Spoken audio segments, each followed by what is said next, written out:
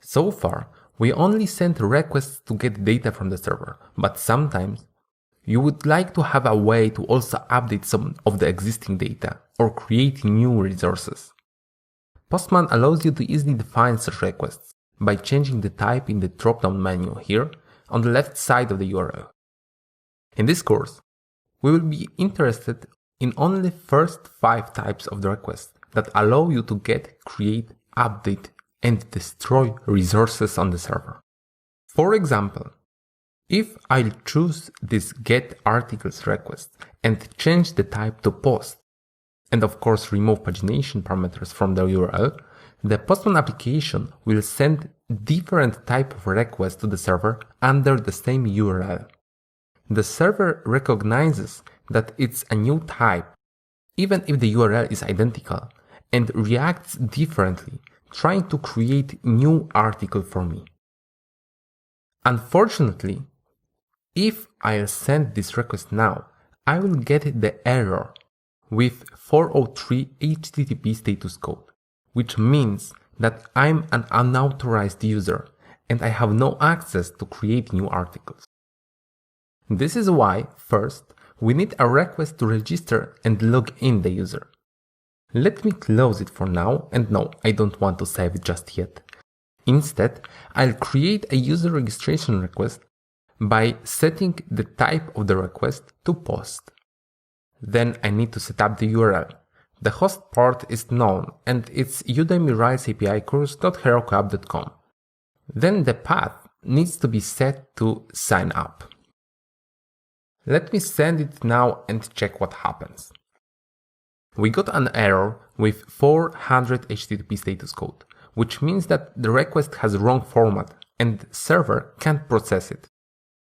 It happens because we did not provide anything in the request body, and server requires JSON API body format to be sent in order to process our data.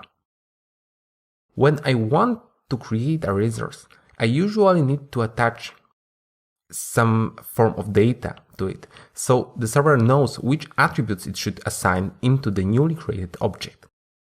In the Postman app, you can specify them here in the body section on the right side of the parameters tab. Again, you can choose all kind of data types you want to send. For example, HTML form specific data, binary data including file streams, or the raw text, which we are interested with right now. We use JSON communication, so I will change the text format to JSON and type the necessary user attributes.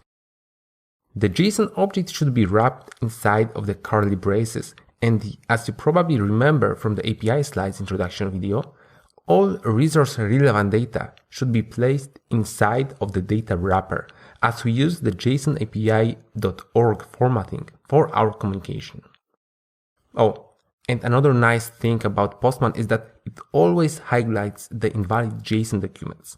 Here, for example, I forgot the quotes around the data keyword, and it immediately notified me about that by showing a red X icon here.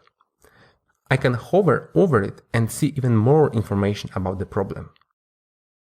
Anyway, in the data field, I need to have my attributes wrapper, and inside I list all attributes that are required by our registration. This is login and password, but I will leave both of them blank just for now to show you one more error. Now the body format is correct, but we have empty attributes inside, so when I'll click save, I expect another kind of error to be returned. Server responded with 422 HTTP status code, meaning it's an unprocessable entity, or in other words, that something is wrong with the record I want to create. Usually, it means there are validation errors or something is missing in the request body. And so it's in this case. You can scroll down here and see a lot of details in the response body. So frontend can handle that validation error data and show a notification in the form or whatever you like. Now I'll fill the attributes to get a successful response. I have set the login field to jsmith99 because I require a unique username and I have already quite a few users in the system. Now, when I send this to my application, the server responds with 201 HTTP status code and the user data is returned back to you. This means your request had successfully proceeded and your user is now registered in the system. You can now save the request as we did before. I will only set up the title here and skip the description to save your time, but you can do whatever you want. But that's definitely not everything we need. Now we have a user, but we still don't have a way to authorize the request. Well, for that, you need to create a login request, and this is what the next challenge is about.